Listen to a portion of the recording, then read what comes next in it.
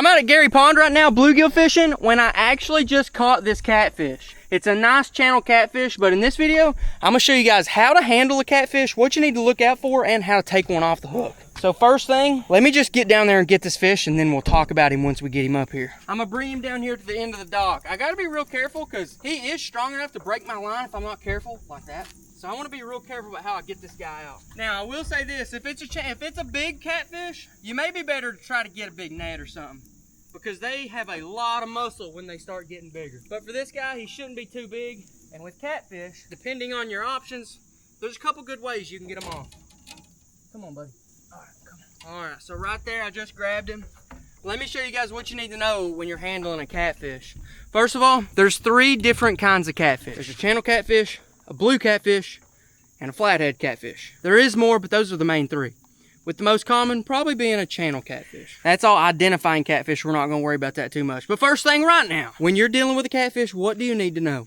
First thing, these whiskers right here, they are not electric. I've heard a lot of people say they are electric, and a lot of people think they're electric. I'm not really sure why, but they're not electric at all. They can't shock you or anything. They really don't do anything. It just helps them like feel vibrations or something in the water, but they don't do anything to you. So don't worry about the whiskers at all. What you do need to worry about though is its spines. And this catfish has 3. It has this one up here. That is a bone sticking out. This part in the back is the fin. This front part right here, that is the fin. And on top, it can be kind of sharp. Not all of them sharp, but they can be. But they are stiff, so if it shakes and it slams into you, that's when it can hurt. That one's on top. Then you have these 2 fins on the side. Same way, the bottom's just kind of flimsy, but it's pretty sharp right there on the end. Not razor sharp, but I will say baby catfish, when they're like small, the smaller they are, the sharper they are. They're even serrated when they're young, but they're stiff. So if it's shaking and it puts it in your hand, it can still hurt. And the last thing you gotta know is the mouth. Now they do have teeth, but it's kind of like sandpaper teeth, so it don't hurt that bad if you grab it. What you do gotta know though is that catfish can actually bite. So you grab him, he decides to bite, boom, he's gonna bite you. It doesn't hurt that much on catfish like these. This one's actually just chilling pretty fine.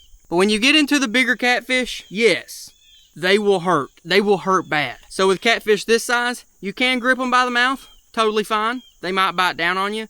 I usually go right here behind the head and under the fins. So I'll go behind the head and put my fingers under these fins. Boom, you got him. If he's bigger, just kind of come in somehow at the top and grab him maybe like that. That way you have control of all the fins.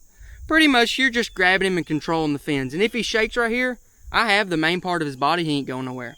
Fun fact about catfish, they can stay out of water a long time, so this dude's fine, don't worry about him.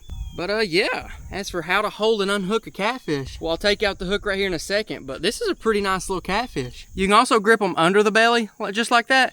Same way, finger over, finger under, and then boom. Now, how do you unhook? Pretty simple. Once you secure the catfish, you're just gonna try to pull out that thing the best you can. Sometimes it's easier with pliers. They have really like leathery mouths, so sometimes that hook can be in there pretty good. But don't worry about it. They're super tough fish, and you can't really hurt them that bad. So, and with a small bluegill hook, it's actually going to be pretty hard. Pliers are a really good tool if you guys are doing some catfishing. But pull it out and it will come out. But boom, bada bing. Right there, it's channel catfish.